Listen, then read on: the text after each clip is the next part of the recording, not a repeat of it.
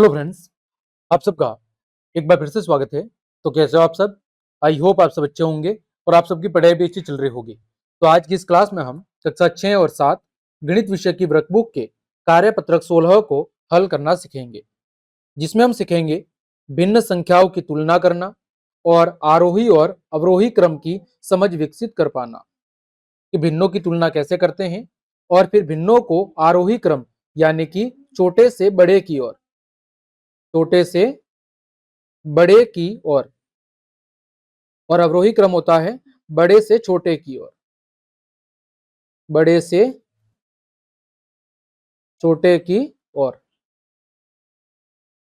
तो देखें, पहला प्रश्न है, दी गई भिन्नों में से सबसे बड़ी भिन्न पर आपको क्या करना है? घेरा करना है। यहां पर देखो 3/2, 1/2 और 5/2।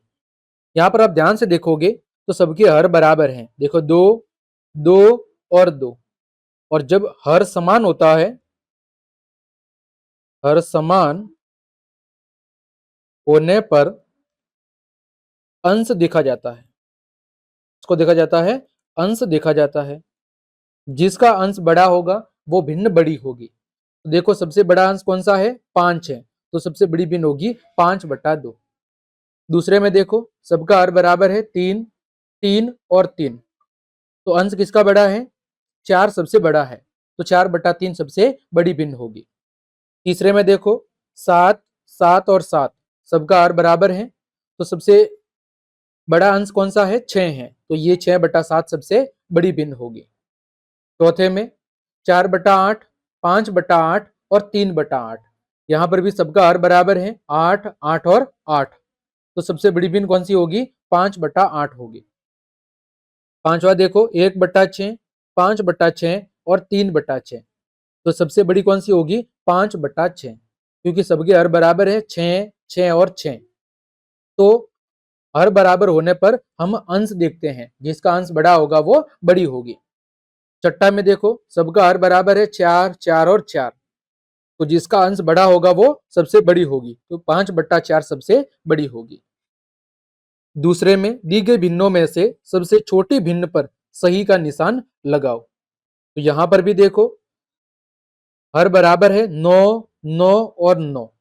तो सबसे छोटा अंश कौन सा है? तो 5/9, क्योंकि 5 सबसे छोटा है, तो 5/9 सबसे छोटी भिन्न होगी। दूसरे में देखो सबका हर 11, 11 और 11 है, तो सबसे छोटा अंश कौन सा है? 2 है, तो भिन्न सबसे छोटी 2/11। तीसरे में 1/5, 7/5 और 5/5। तो सबसे छोटा अंश किसका है? 1 का, तो 1/5 सबसे छोटी भिन्न है। चौथे में देखो 10, 10 और 10 सबका हर बराबर है, तो सबसे छोटी भिन्न होगी 3/10। पांचवें में देखो सबका हर बराबर है 7, 7 और 7। तो सबसे छोटी भिन्न कौन सी होगी? 5/7। छठा देखो 5/6, 7/6 और 11/6 सबका हर बराबर है, तो सबसे छोटी भिन्न होगी 5/6। तीसरा, दी गई भिन्नों को घटते क्रम में, कौन से क्रम में? घटते हुए क्रम में, यानी कि अवरोही क्रम में। देखो पहला 3/5, 1/5 और 4/5। अवरोही क्रम क्या होता है? बड़े से छोटे की ओर, बड़े से छोटे की ओर, बड़े से छोटे की ओर। देखो सबसे बड़ी कौन सी है? सबसे बड़ी होगी 4/5। फिर इससे छोटी कौन सी होगी? 3/5। और सबसे छोटी कौन सी होगी? 1/5। दूसरे में देखो सबसे बड़ी कौन सी होगी? 6/7। इससे छोटी कौन सी होगी? 4/7। और सबसे छोटी कौन सी होगी? तो 3/7 होगी। चौथा, दी गई भिन्नों को बढ़ते हुए क्रम में यानी आरोही क्रम में लिखना है। तो देखो सबसे छोटी कौन सी होगी? 1/5।